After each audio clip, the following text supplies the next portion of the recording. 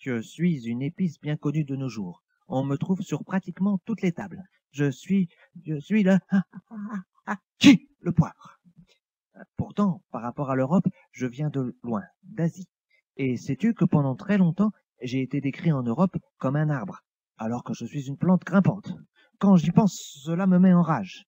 Il semble qu'un savant, un certain Dioscoride, qui vivait au 1er siècle après Jésus-Christ, m'a un jour décrit comme venant d'un arbre, pour qu'ensuite, pendant des siècles, tous les suivants répercutent cette ânerie sans vérifier. Est-ce ainsi qu'on fait de la science? Heureusement, au XVIe siècle, un Portugais, Garcia da Horta, a décidé de reprendre toutes les descriptions de plantes qu'on lui soumettait en allant voir sur place si c'était possible. Il a beaucoup voyagé pour cela, particulièrement en Inde. Et il a publié en 1563, après 30 années passées aux Indes, un magnifique ouvrage appelé Colloque sur les simples, les drogues et produits médicinaux de l'Inde, les fruits que l'on y trouve, sur ceux qui révèlent de la médecine pratique et d'autres choses bonnes à savoir. Ce livre a permis de corriger de nombreuses idées fausses qui existaient sur nous.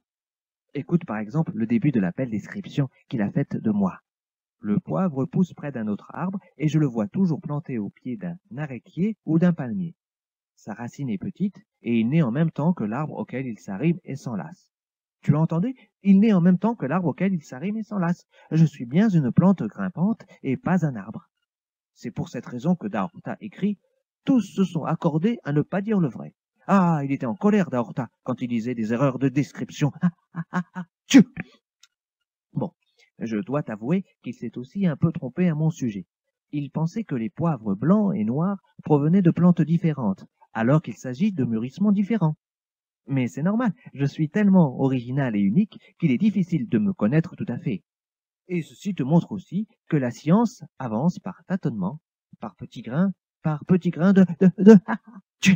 de poivre.